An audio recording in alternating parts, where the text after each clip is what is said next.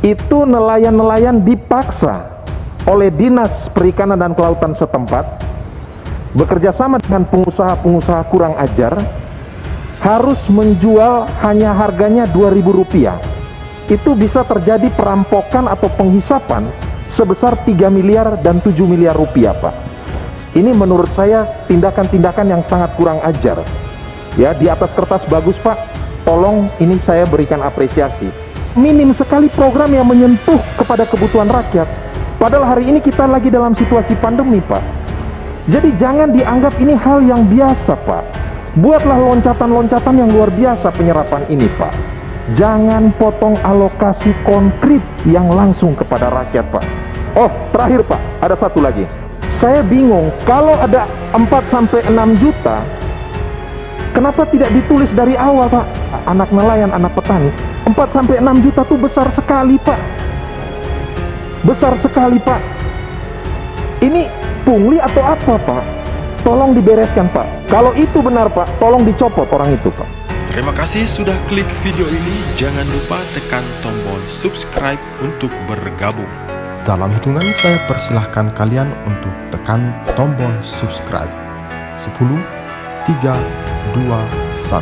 Saya ucapkan selamat bergabung dalam channel ini. Pimpinan, Pak Menteri yang saya hormati, Pak Sekjen dan jajarannya, saya pertama mau kasih apresiasi dulu. Ya, jadi Pak Menteri terima kasih sudah mengeluarkan Permen KP nomor 17 tahun 2021 itu, ya, soal pelarangan ekspor benur lobster dan prioritas budidaya. Kita harus fair juga memberikan apresiasi kepada Kementerian Kelautan dan Perikanan. Saya sejak pertama kali duduk di sini, ini yang selalu saya bicarakan. Dan ujungnya kita berharap kebijakan Pak Menteri ini, pelarangan ekspor benur lobster ini dan prioritas pada budidaya ini bisa meningkatkan kesejahteraan terutama nelayan-nelayan kecil, dan efek keberlanjutannya itu betul-betul bisa kita capai. Namun ada persoalan, Pak Menteri, terutama terkait dengan bagaimana mengawasi dan memantau proses perizinan dan verifikasi para nelayan untuk menangkap benih lobster ini, Pak. Kami mendapat laporan berdasarkan informasi itu, Pak. Ini kan proses pengajuan itu kan bisa melalui online ke KKP. Tetapi izin itu harus juga diverifikasi oleh Dinas Kelautan dan Perikanan di tingkat provinsi, Pak. Yang kami dapatkan informasi, Pak, saya ambil contoh, Pak, ada untuk jenis benur lobster pasir yang harganya 5.000 per ekor, ataupun jenis lobster mutiara yang harganya 10.000 per ekor itu, Pak.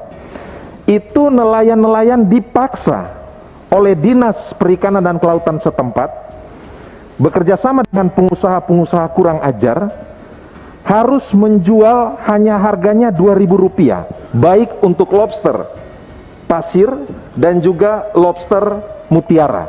Jadi kalau 1 juta lobster yang dihasilkan, itu bisa terjadi perampokan atau penghisapan sebesar 3 miliar dan 7 miliar rupiah, Pak. Mohon Bapak jangan terus percaya saja kepada Dinas Kelautan dan Perikanan di level daerah, harus diperiksa betul. Jangan sampai kebijakan Bapak tujuannya untuk mensejahterakan para nelayan kecil, tetapi fakta di lapangannya membuat nelayan ini menjadi sengsara. Ini menurut saya tindakan-tindakan yang sangat kurang ajar. Ya, di atas kertas bagus, Pak. Tolong ini saya berikan apresiasi. Yang kedua, Pak, jujur, kalau tadi sudah bicara soal serapan, saya mau omong lebih konkret nih. Kenapa sih 2 dirjen yang sangat vital dan strategis di KKP ini serapannya rendah? Perikanan tangkap dan budidaya. Ini kan langsung konkret ke masyarakat. Kalau serapan rendah berarti tidak ada program atau minim sekali program yang menyentuh kepada kebutuhan rakyat. Padahal hari ini kita lagi dalam situasi pandemi, Pak. Jadi jangan dianggap ini hal yang biasa, Pak. Buatlah loncatan-loncatan yang luar biasa penyerapan ini, Pak.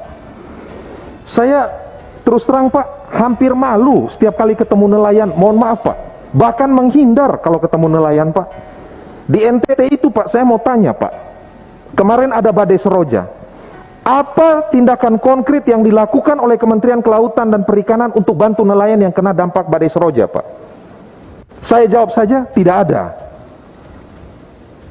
Tolonglah Pak, ini kita bicara nih, ya ada skala prioritasnya. Tadi Pak Soehardi sebagai anggota bangsa, yang direfocusing itu perjalanan dinas, biaya rapat, konsumsi operasional, kantor rehabilitasi dan sebagainya.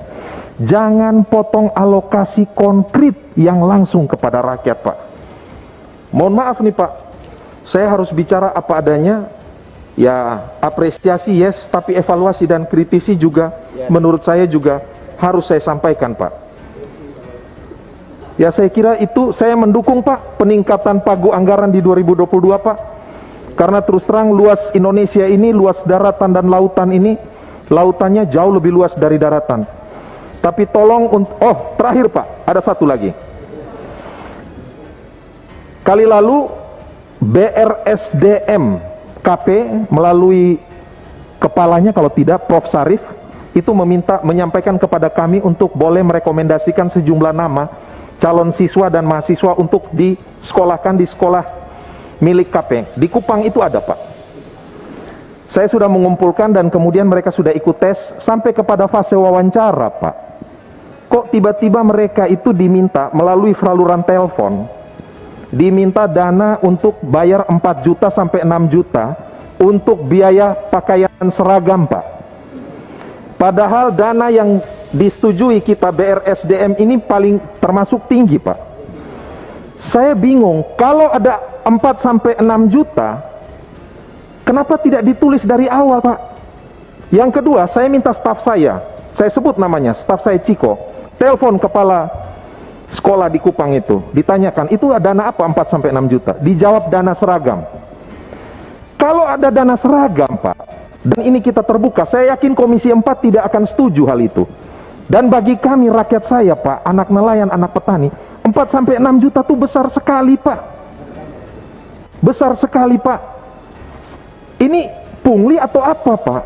Tolong dibereskan Pak. Karena staf saya langsung menelpon dan dengan percaya diri kepala sekolahnya bilang itu untuk seragam. Kalau itu benar Pak, tolong dicopot orang itu Pak. Terima kasih.